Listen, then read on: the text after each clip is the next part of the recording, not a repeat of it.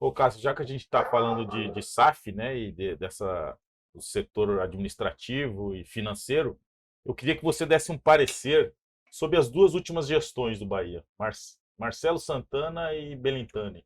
Qual a tua visão, assim, né, Certo. global, assim?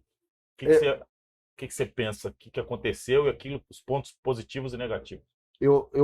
se fosse resumir muito rápido e superficialmente, aí eu diria que o Marcelo Santana acertou mais no campo do que o Belintani. O Belintani acertou mais na projeção da marca Bahia. Boa. Né? Uhum. Não, mas a projeção da marca Bahia aí não é no campo, né? Isso que eu tô falando. Tá. É isso. O Perfeito. Belintani acertou mais na projeção da marca da Perfeito. Bahia e o Marcelo Santana no campo. No campo. Eu acho que o Marcelo Santana, ele tem um prejuízo em relação ao Belintani, porque desde que o Bahia se tornou um clube democrático, Schmidt assumiu um Bahia pior, Marcelo Santana um pouquinho menos pior e o Belintani um pouquinho ainda menos pior. Todo mundo foi passando por um clube um pouco melhor. Sim. Verdade. Então, o Marcelo Santana teve que lidar com problemas, por exemplo, que o Belintani talvez não tenha encontrado. Então, isso são pontos que precisam ser colocados à mesa. Agora, eu achei que o Marcelo Santana, por exemplo, ele conseguiu ter uma visão de futebol interessante. Gastando pouco, tinha um orçamento mais restrito. É. Ele pegou em 2015, ele pegou o Bahia Série B. Viveu um problema, não conseguiu, um drama muito grande não ter subido o Bahia na reta final, verdade. E aí conseguiu depois subir em 2016 e fez uma boa campanha no Brasileiro em 2017. Você viveu 2017, você estava no Bahia. O Carpegiani no finalzinho, né? Isso, exatamente. Então, assim, ele foi mais safo em relação ao futebol. Ele tomou decisões mais interessantes em relação ao futebol, na minha opinião. Mas ele não conseguiu, institucionalmente, na minha opinião, fazer do Bahia um clube simpático. Ele foi para confrontos desnecessários. Ele pegou conceitos que ele tinha, e eu não discordo de todos os conceitos que ele tinha enquanto jornalista, mas eu acho que enquanto presidente do Bahia, o presidente do Bahia é um cargo político. Ele não é um cargo de opiniões muito às claras, ele não é um cargo de enfrentamento do sistema, porque senão você é engolido pelo sistema.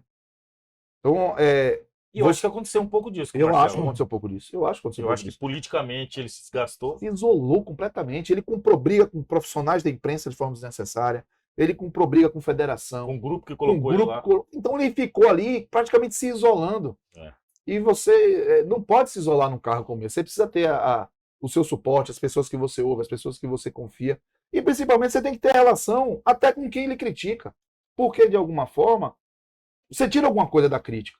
Com certeza. Até aquela que lhe incomoda mais, você, se incomodou, tem alguma coisa. Pelo menos eu penso assim. E eu acho que ele acabou se isolando e se colocando numa condição irreversível.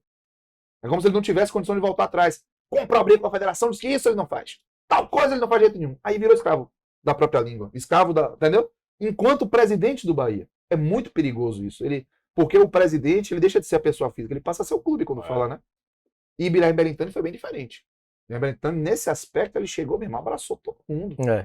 Conversou com um, com o outro, foi em todos os canais possíveis que ele era convidado a Foi no bar também, né? Foi tudo. Falou, era muito articulado, era muito cuidadoso para dizer até o não, para dizer por que ele discordava daquela opinião. Muito boa a sua pergunta, mas eu penso diferente. Para falar, eu acho que não vai ter alguém parecido. Qual a dele, né? Uma outra habilidade que ele tem, que é inegável, é uma habilidade de geração de receita. Ele tem para gerar receita, eu não vou nem dizer para manter, porque gestor e empreendedor tem um conceito diferente. Né? O empreendedor, ele abre o caminho, o gestor pavimenta. Belintani abre um caminho bonito. Ele sabe onde tem o dinheiro e ele abre. Agora ele não garante que o caminho vai ficar aberto. Sim. Se depender dele, o caminho fecha. Tanto que ele teve 2 anos consecutivos com os maiores investimentos, maiores receitas da história do clube, né? E ele mas com o maior déficit também, né? Também. Isso. Ele falou. Ele acabou. 2 anos fechou. Esse ano passado fechou com 77 milhões. Ele foi muito para a geração. Não sei como foi aprovado, por sinal. Como é que teve ressalvas. Teve várias ressalvas. O segundo mandato de Belintani, o Conselho Deliberativo, eu não acompanho de perto. Eu me afastei um pouco da política do Bahia. Eu era mais presente na política do Bahia. Mas o Conselho... Mas também vou confessar que eles não abrem da maneira como se é divulgado. que é um clube transparente, que a gente tem acesso. Não, essa transparência ela foi ganhando ali uns embaçamentos, né? Pronto. Foi ficando uma coisa, mais uma Isso. fumacinha aparece aqui, uma fumacinha aparece ali. Eu vou lhe apontar uma situação que me incomodou no Bahia. Do Bahia já de Belintano. Mas eu quero dizer que ele, assim, ele se mostrou muito, muito esperto para isso. O Bahia teve uma figura muito importante chamada Thiago César, Sim, no marketing. que foi o cara do núcleo de ações afirmativas. O Bahia projetou a sua imagem como clube de uma forma que o campo não consegue há muitos anos. E talvez seja o melhor momento do Bahia nos últimos 15 anos. Verdade. Tenha sido essa projeção da sua marca através das ações afirmativas, posicionamentos muito firmes e claros, sempre causou alguma repulsa em alguns, até por conta do momento político do Brasil, Sim. mas eu diria que ainda assim foi muito positivo para o clube.